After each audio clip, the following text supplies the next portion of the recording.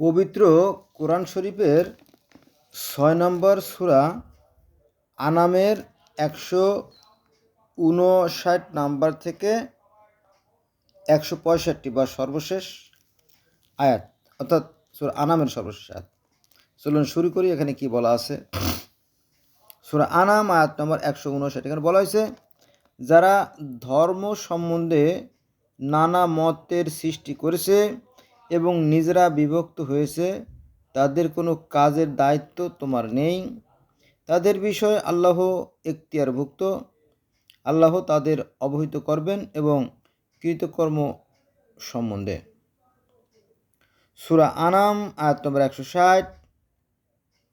কেউ কোনো সৎ কাজ করলে সে তার 10 গুণ পাবে এবং কেউ কোনো অসৎ কাজ করলে সে শুধু এটিরই প্রতিফল দেওয়া হবে, আর তারা অত্যাচারিত হবে না।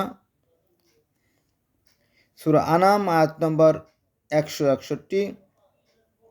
এখানে বলা হয়েছে, বলো, অর্থাৎ আল্লাহ নবী মুহাম্মদ সাল্লাল্লাহু আলাইহি ওয়াসাল্লাম বলতেছেন, বলো, আমার রব আমাকে সৎ পথে পরিচালিত করেছেন।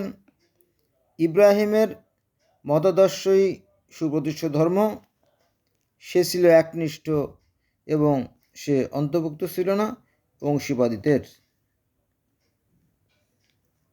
এখানে কিছু কথা বলা দরকার। সেটা হচ্ছে যে, এই যে ইব্রাহিমের ধর্মই সুপ্রতিষ্ঠিত ধর্ম, এটা বলার উদ্দেশ্য হচ্ছে যে হযরত ইব্রাহিম আলাইহিস সালাম থেকে পৃথিবীতে মূর্তি পূজার বিলুপ্ত সাধন ঘটে এবং এক নিরাকার সৃষ্টিকর্তায় সবাই বিশ্বাস করে এবং সেই নিরাকার সৃষ্টিকর্তার আরাধনা শুরু করে।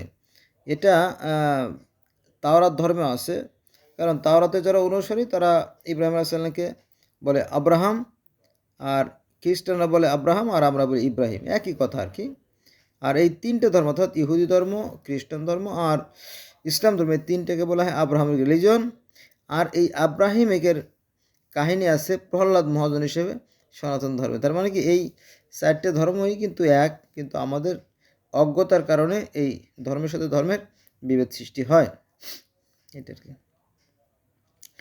এবার আসেন সূরা আনাম আয়াত নম্বর ১৬২।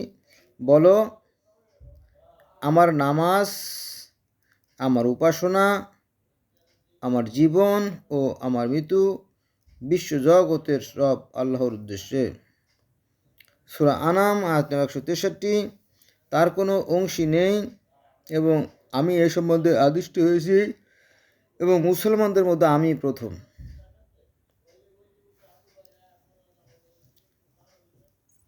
মুসলমানদের মধ্যে হযরত ইব্রাহিম আলাইহিস সালামের প্রথম।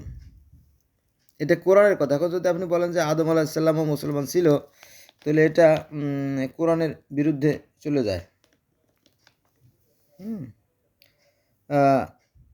তার কোনো অংশী নেই, এটা হচ্ছে সূরা আনামের ১৬৩ নম্বর আয়াত। এবং আমি এ সম্বন্ধেই আদিষ্ট হয়েছি এবং মুসলমানদের মধ্যে আমি প্রথম, অর্থাৎ ইব্রাহিম আলাইহিস সালাম বলেছে আমি প্রথম। সূরা আনাম আয়াত নম্বর ১৬৪। এখানে বলা হয়েছে, বলো, আমি কি আল্লাহকে ছাড়া অন্য প্রভুকে খুঁজব, অথচ তিনি সব কিছু রব, প্রত্যেকেরই স্বীয় কৃতকর্মের জন্য দায়ী এবং কেউ অন্য কারো ভার বহন করবে না। অতঃপর তোমরা তোমাদের রবের নিকটে ফিরবে, তারপর যে বিষয়ে তোমরা মতান্তর ঘটিয়েছিলে তিনি তাদের অবহিত করবেন। সূরা আনাম আয়াত নম্বর ১৬৫, অর্থাৎ শেষ আয়াত। এখানে বলা হয়েছে, তিনি পৃথিবীতে তোমাদের প্রতিনিধিত্ব করেছেন এবং যা তিনি তোমাদের দিয়েছেন সে সম্বন্ধে পরীক্ষার উদ্দেশ্যে তোমাদের কিছুকে অপরের উপর মর্যাদায় উত্তীর্ণ করেছেন। তোমার প্রতিপালক সত্তর শাস্তি দান করেন এবং তিনি ক্ষমাশীল পরম দয়ালু। এটা হচ্ছে সূরা আনামের শেষ আয়াত এবং শেষ হলো।